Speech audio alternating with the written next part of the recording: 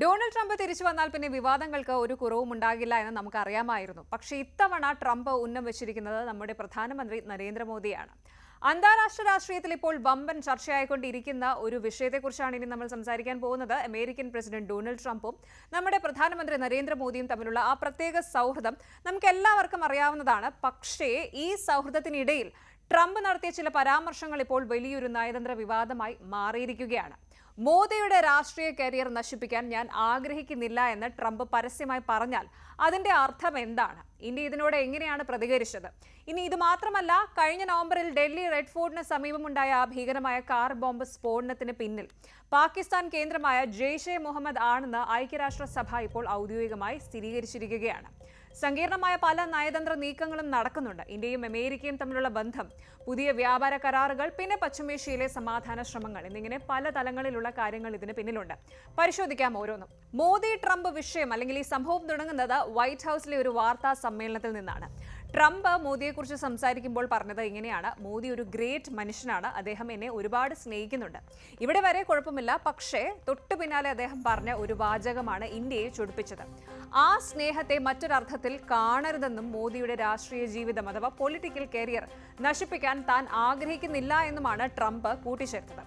കേൾക്കുമ്പോൾ ഒരു തമാശ പോലെ തോന്നാമെങ്കിലും സംഗതി അത്ര നിസ്സാരമല്ല. ഒരു രാജ്യത്തിന്റെ ഭരണത്തലവൻ മറ്റൊരു രാജ്യത്തെ നേതാവിനെ കുറിച്ച് ഞാൻ വിചാരിച്ചാൽ അദ്ദേഹത്തിന്റെ കരിയർ തകർക്കാൻ പറ്റുമെന്ന രീതിയിൽ സംസാരിക്കുന്നത് അന്താരാഷ്ട്ര മര്യാദകളുടെ ലംഘനം തന്നെയാണ്. ഈ ഒരു സംഭവം ഇന്ത്യയുടെ ആഭ്യന്തര കാര്യങ്ങളിലുള്ള ഇടപെടലായിട്ടാണ് പലരും കാണുന്നത്. അതുകൊണ്ടാണ് നമ്മുടെ വിദേശകാര്യ മന്ത്രാലയ വക്താവ് രൺധീർ ജയ്സ്വാൾ ഇതിനെതിരെ പ്രതികരിച്ചത്. പുറത്തു വന്ന ആ വീഡിയോയുടെ ആധികാരികത പരിശോധിച്ച ശേഷം ഉചിതമായ നടപടി സ്വീകരിക്കുമെന്നാണ് ഇന്ത്യ വ്യക്തമാക്കിയത്. ഈ വിവാദം ഇത്രത്തോളം കത്താൻ മറ്റൊരു കാരണം കൂടിയുണ്ട്. ഈ മാസം ആദ്യം ഇന്ത്യയും അമേരിക്കയും തമ്മിൽ ഒരു പുതിയ ട്രേഡ് ഡീൽ ഒപ്പിട്ടിരുന്നു. ഇതിനെതിരെ കോൺഗ്രസ് അടക്കമുള്ള പ്രതിപക്ഷ പാർട്ടികൾ വലിയ പ്രതിഷേധത്തിലാണ്. പ്രധാനമന്ത്രി മോദി അമേരിക്കയുടെ സമ്മർദ്ദത്തിന് വഴങ്ങിയിട്ടാണ് ഈ കരാറിൽ ഒപ്പിട്ടതെന്നും ഇത് ഇന്ത്യയിലെ 150 കോടി ജനങ്ങളുടെ താൽപര്യത്തിന് വിരുദ്ധമാണെന്നുമാണ് രാഹുൽ ഗാന്ധിയുടെ ആരോപണം. ട്രേഡ് ഡീലിനെ കുറിച്ച് പറയുമ്പോൾ ചില നാടകീയ നീക്കങ്ങളുണ്ട്. അമേരിക്ക ആദ്യം പുറത്തുവിട്ട റിപ്പോർട്ടിൽ പറഞ്ഞിരുന്നത് ഇന്ത്യ പയറുവർഗ്ഗങ്ങളുടെ ഇറക്കുമതി തീരുവ കുറയ്ക്കാൻ സമ്മതിച്ചു എന്നാണ്. ഇത് പുറത്തു വന്നതോടെ ഇന്ത്യയിലെ കർഷകരും പ്രതിപക്ഷവും വലിയ പ്രതിഷേധം തുടങ്ങി. മോദി സർക്കാർ കർഷകരെ ചതിച്ചു എന്നായിരുന്നു കോൺഗ്രസിന്റെ ആരോപണം. എന്നാൽ ഇന്ത്യയുടെ ശക്തമായ ഇടപെടലിനെ തുടർന്ന് വെറും 24 മണിക്കൂറിനുള്ളിൽ വൈറ്റ് ഹൌസിന് ആ റിപ്പോർട്ട് തിരുത്തേണ്ടി വന്നു. പുതിയ റിപ്പോർട്ടിൽ പൾസസ് എന്ന വാക്ക് അവർ നീക്കം ചെയ്തു. അതായത് ഇന്ത്യൻ കർഷകരുടെ താൽപര്യങ്ങൾ സംരക്ഷിക്കപ്പെട്ടു എന്ന് ചുരുക്കം. അതുപോലെ ഇന്ത്യ $500 ബില്യൺ സാധനങ്ങൾ വാങ്ങുമെന്ന വാചകം മാറ്റി വാങ്ങാൻ ഉദ്ദേശിക്കുന്നു എന്നാക്കി മാറ്റാനും ഇന്ത്യക്ക് സാധിച്ചു. ഇതൊരു വലിയ നയതന്ത്ര വിജയം തന്നെയാണ്. എന്നാലും ട്രംപ് നടത്തിയ പരാമർശം പ്രതിപക്ഷത്തിന് വലിയൊരു ആയുധമായി മാറി. ട്രംപും മോദിയും തമ്മിലുള്ള ഡിപ്ലോമസി അഥവാ കെട്ടിപ്പിടുത്ത നയതന്ത്രം കൊണ്ട് ഇന്ത്യക്ക് ഒരു ഗുണവുമില്ലെന്ന് ജയറാം രമേശിനെ പോലെയുള്ള മുതിർന്ന നേതാക്കൾ പരിഹസിക്കുന്നുണ്ട്. മറ്റൊരു പ്രധാന കാര്യം, ഗാസയിലെ സമാധാന ശ്രമങ്ങൾക്കായി ട്രംപ് രൂപീകരിച്ച ബോർഡ് ഓഫ് പീസ് എന്ന സമിതിയിലേക്ക് ഇന്ത്യയെ ക്ഷണിച്ചിട്ടുണ്ട് എന്നതാണ്. പശ്ചിമേഷ്യയിൽ ഇന്ത്യക്ക് വലിയ സ്വാധീനമുണ്ടെന്ന് അമേരിക്ക തിരിച്ചറിയുന്നുണ്ട്. പക്ഷേ ഇതിൽ ചേരണോ എന്ന കാര്യത്തിൽ ഇന്ത്യക്ക് വലിയ സംശയമുണ്ട്. കാരണം ഐക്യരാഷ്ട്രസഭയുടെ നേതൃത്വത്തിലല്ലാത്ത ഇത്തരം സമിതികളിൽ ഭാഗമാകുന്നത് ഇന്ത്യയുടെ പരമ്പരാഗതമായ ചേരിചേരാ നയത്തെ ബാധിക്കുമോ എന്ന് സർക്കാർ ഭയപ്പെടുന്നു. ആരുടെയെങ്കിലും പക്ഷം പിടിക്കാതെ എങ്ങനെ സമാധാന ശ്രമങ്ങളിൽ പങ്കാളികളാകാം എന്നതാണ് ഇന്ത്യ ആലോചിക്കുന്നത്.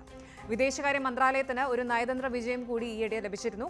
2025 നവംബറിൽ ഡൽഹി റെഡ് ഫോർട്ടിന് സമീപം നടന്ന സ്ഫോടനത്തിന് പിന്നിൽ പാകിസ്ഥാനിലെ ജെയ്ഷെ മുഹമ്മദ് ആണെന്ന് ഇന്ത്യയുടെ വാദം ഐക്യരാഷ്ട്രസഭ അംഗീകരിച്ചു. 2026 ഫെബ്രുവരിയിൽ പുറത്തുവന്ന റിപ്പോർട്ടിൽ ഇക്കാര്യം വ്യക്തമായി പറയുന്നുണ്ട്.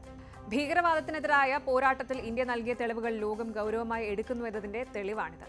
മറ്റൊരു ആശ്വാസ വാർത്ത, ഇറാനിൽ തടവിലായിരുന്ന 16 ഇന്ത്യൻ നാവികരിൽ 8 പേരെ മോചിപ്പിക്കാൻ സാധിച്ചു എന്നതാണ്. ബാക്കിയുള്ള 8 പേരുടെ മോചനത്തിനായി തെഹ്റാനിലെ ഇന്ത്യൻ എംബസി ശക്തമായി ഇടപെടുന്നുണ്ട്.